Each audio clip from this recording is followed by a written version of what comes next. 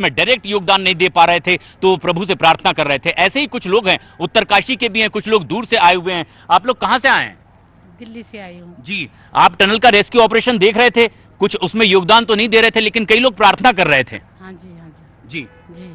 और ये तमाम वो लोग हैं जो यहाँ पर नजर बनाए हुए थे उन 41 लोगों की जान पर कि कैसी भी वो सुरक्षित निकले। आप उत्तरकाशी से हैं? जी जी, मैं उत्तरकाशी से हूँ जी। रेस्क्यू ऑपरेशन कामयाबी से पूरा हुआ, 41 लोग सुरक्षित बाहर निकले, क्या आपका रिस्पांस है? मैंने बहुत बहुत धन्यवाद उन सारी टीमों के लिए, और साथ में वो लोग जो 24 लोग थे जिन्होंने के हाथों से खोद करके उनको बाहर निकाला। सारी मशीनें जब फेल हो गई उसके बाद है जो मतलब कुछ काम नहीं आया तो उन्होंने चूहे की तरह खींच करके उनको बाहर निकाला। बहुत बहुत धन्यवाद। मैं चाहता हूँ उनको प्रोत्साहित करना चाहिए, उन लोगों को वही असली हीरो भी कहलाए। उनको जो इनाम देना चाहिए, प्रोत्साहित करना चाहिए उन लोगों को जिन्होंने की इतनी मेहनत करके उनको बाहर निकाला। और ये लोगों का रिएक्शन है, उत्तरकाशी के भी ये लोग हैं, दूर दराज से भी लोग आए हुए हैं, लेकिन उनके परिवारों पर 17 दिन क्या बीती ये उस परिवार के लोग ही, उनके सदस्य ही जानते हैं। उत्तर प्रदेश के श्रावस्ती में भी ऐसे ही कुछ परिवार के लोग, उनके बीच हमारे सहयोगी अमित सिंह मौजूद हैं, जहां से कुछ मजदूर थे जो सत्यदेव वगैरह वो इसमें फंसे हुए थे। अमित, अब क्या कहते हैं परिवार के लोग, जबकि दीपावली के दिन उनका घर का चिराग एक कोठरी में बंद था और अब जब वो बाहर निकला है, क्या सही मायनों में उन्हें अब दीपावली दिखाई दे रही है? ठीक है। देखिए, दीपावली का त्यौहार इस गांव में नहीं मना। इस वक्त मैं मौजूद हूं श्रावस्ती के रनियापुर गांव में, और इस गांव के रनियापुर से 6 वर्कर जो थे वो फंसे हुए थे टनल में, तो लिहाजा रनियापुर में नहीं मना दीपावली। सत्यदेव और राम मिलन 2 वर्कर के फैमिली इस वक्त हमारे साथ हैं, और यहाँ पर देखिए तस्वीरें जरा देखिए। ये सत्यदेव हैं, सबसे पहले आपको दिखाऊं, ये सत्यदेव है, और इसकी तस्वीर मैं आपको दिखा रहा हूँ। टनल में 17 दिन बाद रेस्क्यू हुआ, और ये जो तस्वीर है ये राम मिलन की तस्वीर है। सबसे पहले सत्यदेव के पिताजी से हम बातचीत करते हैं।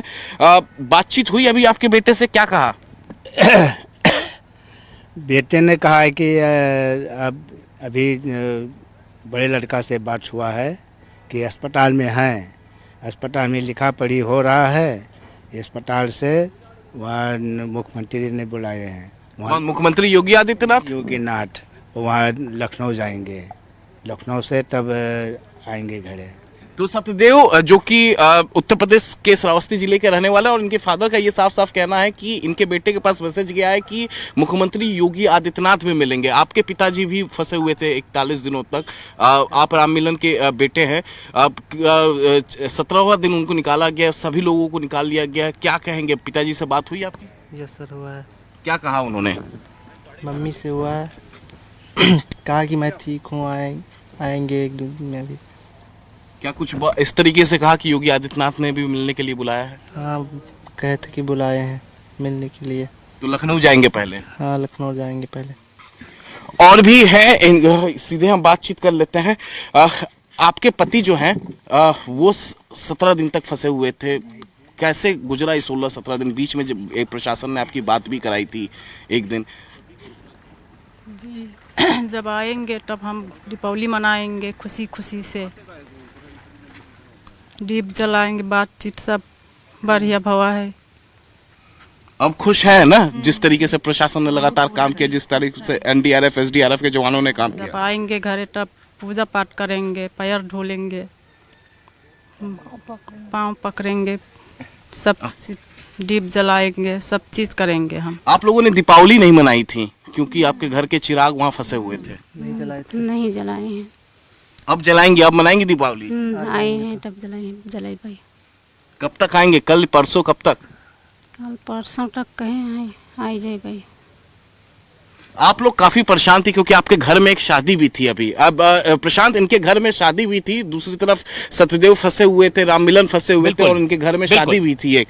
तो शादी की तैयारियां चल रही थी? और हाँ हाँ हाँ, शादी की तैयारियां चल रही थी? चल रही। अब और जोर शोर से होगी शादी की तैयारी। अमित, ये तमाम ये वो बातें हैं जो इनके दिल में ही थी, क्योंकि धड़कनें थम सी गई थी। लेकिन अभी फिलहाल जब रेस्क्यू किया गया है, इस टनल से ही सिलक्यारा से तकरीबन 1.5 घंटे की दूरी पर जहां अस्पताल है, वहां पर उन्हें अभी मेडिकल जांच पड़ताल के लिए रखा गया है। हमारी सहयोगी प्रियंका इस वक्त हमसे सीधे जुड़ रही हैं। प्रियंका, अब जो एक बेहद अहम और बड़ी खबर यह आई है कि इन तमाम 41 मजदूरों को अब ऋषिकेश एम्स ले जाया जाएगा, जबकि वो पूरी तरीके से स्वस्थ महसूस कर रहे हैं। क्या वजह इसकी बताई जा रही है, उन्हें ऋषिकेश एम्स ले जाया जा रहा है? देखिए पहली वजह तो बेहतर सुविधाएं ही है, क्योंकि ये केवल एक सामुदायिक केंद्र है जहां पर बेसिक फैसिलिटीज़ जो है वो मौजूद है। ऐसे में कोई भी रिस्क उनकी हेल्थ के साथ प्रशासन नहीं लेना चाहता है। तो पहला कारण तो ये बताया जा रहा है कि इस वजह से एम्स, क्योंकि यहाँ उत्तराखंड का सबसे बड़ा अस्पताल वो है, वहाँ पर इनको लेकर जाया जाएगा। और साथ ही ऋषिकेश से जिस तरीके से हम कह रहे हैं कि कनेक्टिविटी भी बाकी राज्यों के लिए बहुत बेहतर है यहाँ की तुलना में, तो इस वजह से ये दो कारण फिलहाल बताए जा रहे हैं। सामुदायिक केंद्र है, डॉक्टर्स की, पैरामेडिकल टीम्स की जो टीम्स है वो सब यहाँ पर बाहर आ रहे हैं, और 41 बेड का ही ये पूरा हॉस्पिटल है। ऐसे में बेहतर सुविधाओं के लिए बताया जा रहा है कि आज दोपहर में ऋषिकेश लेके जाया जाएगा, उनको थोड़ा ऑब्जर्व किया जाएगा, और उसके बाद जो उनके राज्यों से आपदा प्रबंधन सचिव आए हैं उन तमाम लोगों को लिस्ट के साथ उन लोगों को सौंपा जाएगा जो वहां से गंतव्य के लिए निकलेंगे।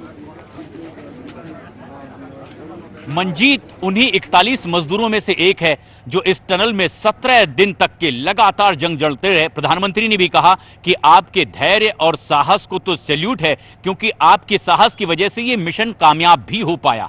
कुछ देर पहले ही हमारी सहयोगी प्रियंका ने उनके पिता से बात की। क्या उनका रिएक्शन है, किस तरह आंखें नम हैं, आप भी देखिए। चौधरी जी इस वक्त हमारे साथ मौजूद हैं। चौधरी जी अभी अभी बेटे से मिलकर आए हैं। जब पहले तो ये बताइए कि कल रात जब मिले तो क्या किया? आप कह रहे थे गले लगूंगा। गले लगे थे और चुम्मी भी लिए थे। अच्छा। हम लंबी आयु के लिए मांगे थे। हाँ जी। अभी दोबारा मिलकर आए हैं? हाँ साथ ही थे अभी। अच्छा जी। क्या कह रहे हैं बेटे? हाँ ठीक है, जो घर पर बात कर रहा था कि ठीक है सब, हम भी ठीक हैं। यही मैंने पांजर बैठे सुन रहा था। अच्छा हाँ, तो घर में सबको इन्फॉर्म कर दिया? हाँ ठीक है, सब बढ़िया है, खुशी का भंडार है। अच्छा, प्रधानमंत्री ने भी कल सब लोगों से बात करी, उस बारे में बताया उन्होंने? हमने तो नहीं सुना है। हाँ। मतलब अब मोबाइल चलाना नहीं जानते, नहीं देखते रहते, सब मालूम होता। हाँ। तो अच्छा अभी ठीक है, बातचीत हो गई घर वालों को सबको? ठीक है, साच है, अच्छा है। हाँ, हाँ अभी बाहर घुमा रहा है। चौधरी जी की स्माइल बता रही है कि बेटा भी सकुशल है, खुद भी बहुत स्माइल कर रहे हैं। अभी क्या बताया जा रहा है, कितना समय यहाँ पर रुकेंगे अभी? जी अभी तो हमको नहीं पता कितनी समय रुकना पड़ेगा। हाँ। और जो भी समय रुकना पड़ेगा तब तो वहीं हैं। हाँ। अब इतना लंबा इंतजार कर लिया है तो जी जी जी।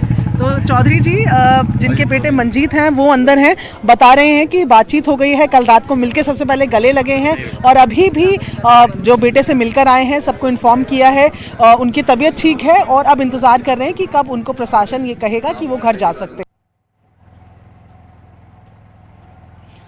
17 दिनों तक परिजनों की आंखें नम थी कि आखिर उनके घर के इस सदस्य की जिंदगी का क्या होगा। लेकिन 17वें दिन कल जब देर शाम 7:50 पर पहले मजदूर को बाहर निकाला गया, एक एक कर तमाम 41 मजदूरों को सुरक्षित बाहर निकाल लिया गया। उसके बाद एक बार फिर यह आंखें नम हो गई, लेकिन इस बार खुशी के आंसू थे।